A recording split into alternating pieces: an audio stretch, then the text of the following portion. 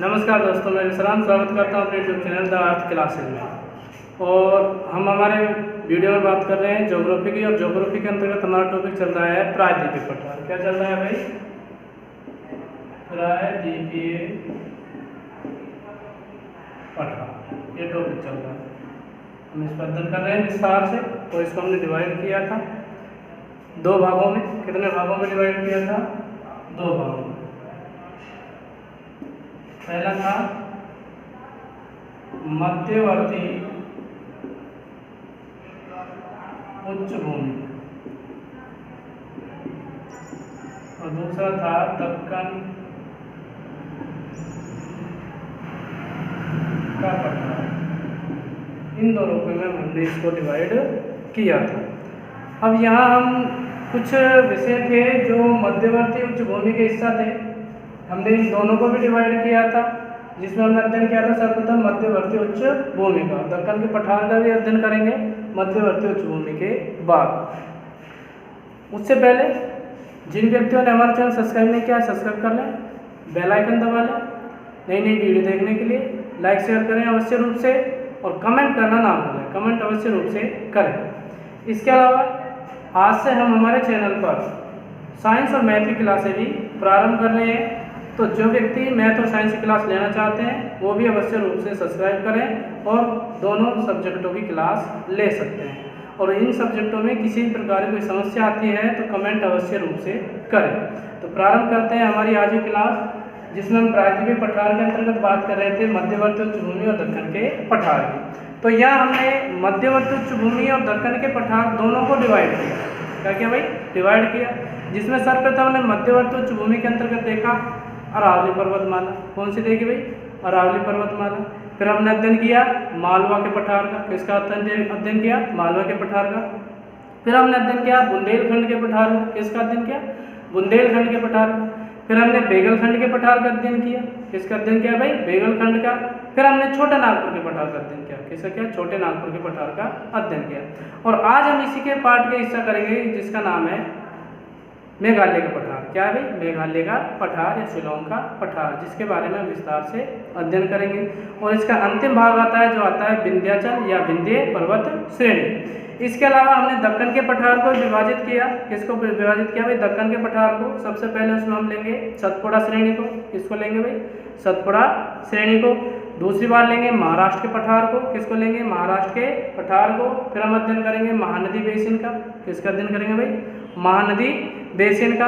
उसके बाद हम उड़ीसा उच्च भूमि का अध्ययन करेंगे। क्या करेंगे? उड़ीसा उच्च भूमि का। उसके बाद तमिलनाडु के पठार का। उसके बाद तेलंगाना के पठार का। फिर पश्चिमी घाट और पूर्वी घाट। अब एक बार हम इनको देख लेते हैं कि ये कहाँ कहाँ पर स्थित था। तो सबसे पहले तो हम भारत के प्रायद्वीप की बात करते हैं। किसकी बात करते हैं? भारत के प्रायद्वीपीय हिस्से की बात करते हैं। ये है भारत का प्रायद्वीपीय हिस्सा। क्या है भाई? प्रायद्वीपीय हिस्सा। इसको हमने दो रूपों में डिवाइड किया है, यहाँ से विभाजित कर सकते हैं हम। ये ऊपर वाला हिस्सा है, इसको हम सबको क्या कहेंगे भाई? मध्यवर्ती उच्च भूमि। क्या कहेंगे? मध्यवर्ती उच्च भूमि। क्या कहेंगे भाई? मध्यवर्ती उच्च भूमि। और जो बाकी शेष नीचे का हिस्सा है इसको हम लेंगे दक्कन के पठार के अंतर्गत। किसके अंतर्गत लेंगे? दक्कन के पठार के अंतर्गत। तो जो हमारा विषय चल रहा है वो ऊपर वाले हिस्से का चल रहा है मध्यवर्ती उच्च भूमि का। तो मध्यवर्ती उच्च भूमि के बारे में हमने कहाँ कहाँ क्या क्या पढ़ा है थोड़ा उसको देख लेते हैं। फिर अपने टॉपिक पे आएंगे हम मेघालय के पठार या शिलोंग के पठार पे आएंगे। तो हमने सर्वप्रथम देखा अरावली पर्वतमाला। पालनपुर गुजरात से प्रारंभ होती है और रायसेन पहाड़ दिल्ली तक जाती है। इसका अध्ययन किया। इसके बाद किया हमने मालवा के पठार का अध्ययन किया, जो कि कहाँ पर स्थित है? मध्य प्रदेश में स्थित है। कहाँ पर स्थित है? मध्य प्रदेश में स्थित है। इसके बाद हमने बुंदेलखंड के पठार का अध्ययन किया। बुंदेलखंड का पठार कहाँ पर स्थित है भाई? मध्य प्रदेश और उत्तर प्रदेश दोनों के अंतर्गत स्थित है। इसके बाद हमने यहाँ पर देखा कौन सा भाई?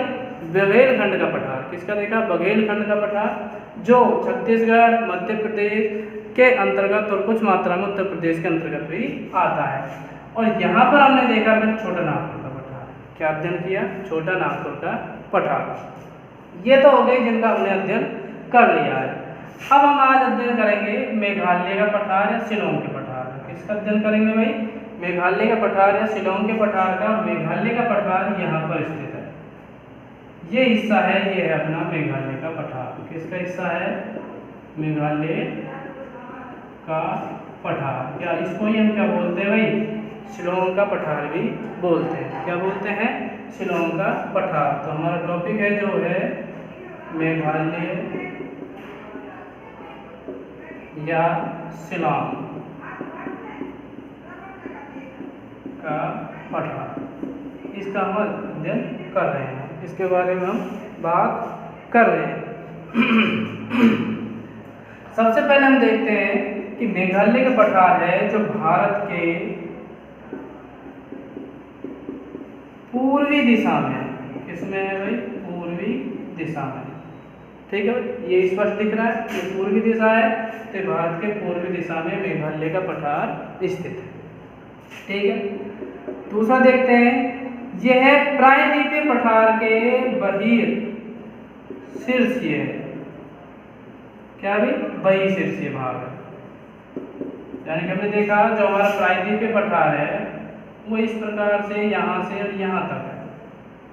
ठीक है, तो ये तो अपना प्रायद्वीपीय पठार हो गया। प्रायद्वीपीय पठार का अध्ययन कर रहे हैं, पर ये है इसका हिस्सा और ये बाहर पड़ता है, तो ये बहिर्शीर्षीय भाग हो गया। क्या हो गया भाई? प्रायद्वीपीय पठार का बहिर्शीर्षीय भाग है। ठीक है, अब प्रायद्वीपीय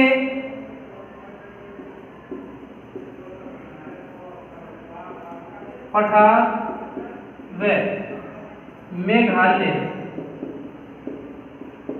के पठार के बीच में स्थित भाग को क्या कहते हैं भाई? मालदा गैप। क्या बोलते हैं? मालदा गैप कहते हैं। क्या कहते हैं? मालदा गैप कहते हैं।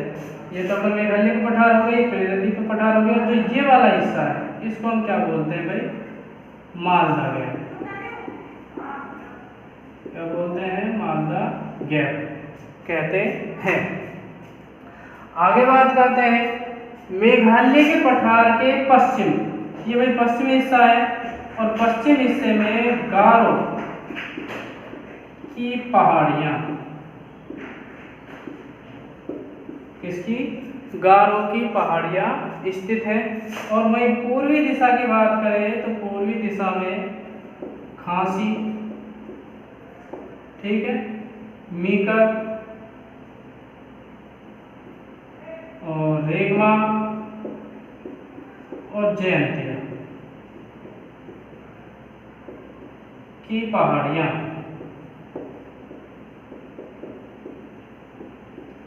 यानी पश्चिम भाग की बात करें, मेघालय के पठार के पश्चिम भाग में गारो की पहाड़ियां और पूर्वी भाग में खासी, मीकर, रेगमा, जयंतिया की पहाड़ियां स्थित है। अब हम बात करते हैं इस पठार की समुद्र तल से औसत ऊंचाई 610 से 1830 मीटर। कितनी है? 610 से 1830 मीटर इसकी क्या है भाई? समुद्र तल से ऊंचाई है। क्या है? समुद्र तल से ऊंचाई है। तथा इसका क्षेत्रफल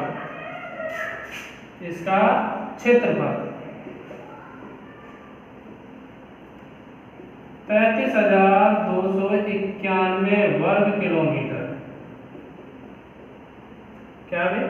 35,291 वर्ग किलोमीटर है। इस पठार की उत्पत्ति कब हुई थी भाई? कैम्ब्रियन युग में। कैम्ब्रियन युग में इस पठार की उत्पत्ति हुई थी। और यहाँ पर शिलोंग पड़ता है और मालवा के पठार का मेघालय का पठार का जो सर्वोच्च शिखर है उसे हम कहते हैं शिलोंग शिखर। क्या बोलते हैं? शिलोंग शिखर, जो शिलोंग में स्थित है और इसकी ऊंचाई है जो है 1965 मीटर। कितनी है भाई? 1965 मीटर इसकी ऊंचाई है। यानी हम कह सकते हैं मेघालय के पठार की सर्वोच्च चोटी, क्या है मेघालय के पठार की सर्वोच्च चोटी कौन सी है? शिलोंग शिखर है, जिसकी ऊंचाई 1965 मीटर है।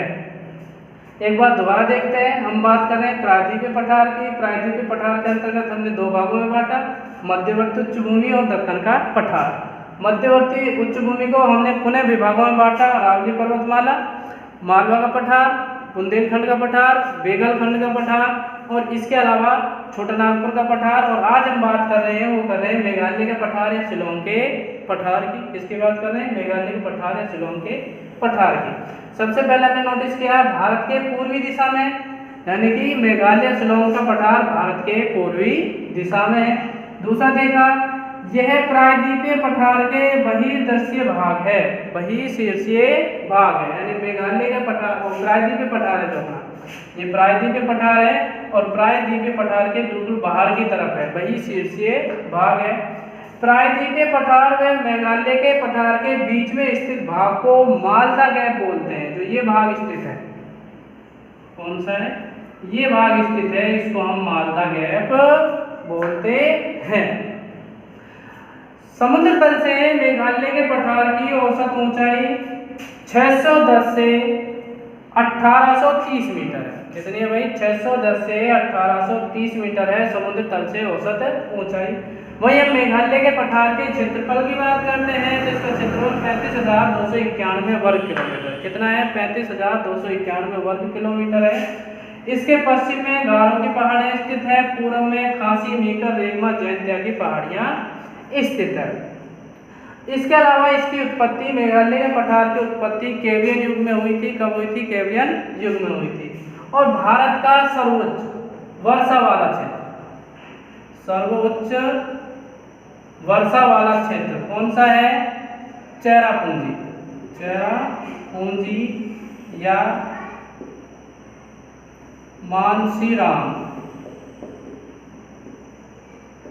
वो भी कहाँ पर स्थित है? मेघालय में स्थित है।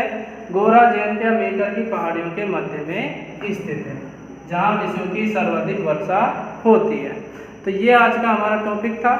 इसमें अगर आपको किसी प्रकार की कोई समस्या हो तो कमेंट अवश्य रूप से करना। इसके साथ ही वीडियो अच्छी लगी हो तो लाइक शेयर अवश्य करना और ज़्यादा से ज़्यादा लोगों को भेजना। और साथ में जिन व्यक्तियों ने हमारा चैनल सब्सक्राइब नहीं किया है, सब्सक्राइब अवश्य रूप से करना। कल मिलते हैं, नमस्कार।